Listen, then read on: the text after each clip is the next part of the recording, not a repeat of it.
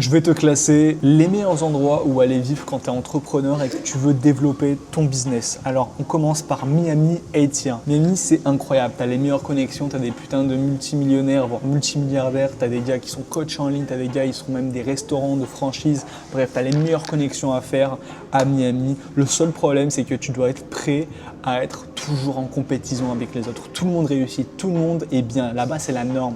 Donc, il faut être prêt à vouloir acheter la dernière Porsche, le dernier iPhone, une Rolex, bref, tu dois être préparé à ça. Ensuite, Bali. Bali, je mets C-tier parce que Bali, en fait, alors c'est cool, la vie est pas chère, la vie est nice, c'est vraiment beau, vraiment joli.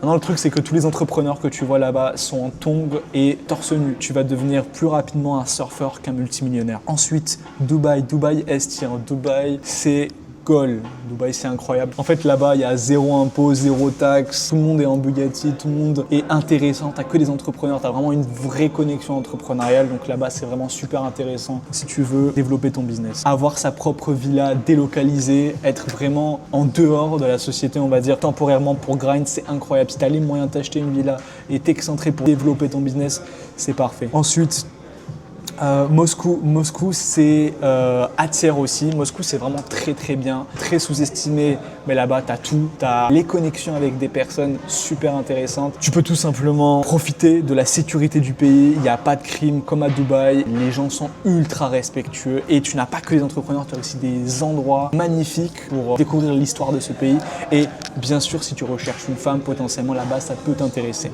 Le seul problème et pourquoi est-ce que je ne mets pas en S-tier, c'est parce que Moscou est un peu coupé du reste du monde depuis 2021 avec le conflit. Tu peux pas avoir Revolut là-bas par exemple ou des banques en ligne européennes et américaines. Donc tu es obligé d'avoir une banque russe mais c'est compliqué avec le reste du monde. Donc je le mets quand même un A-tier. Thaïlande et mec si tu vas en Thaïlande, si tu vas là, tu sais que tu es un putain de goat.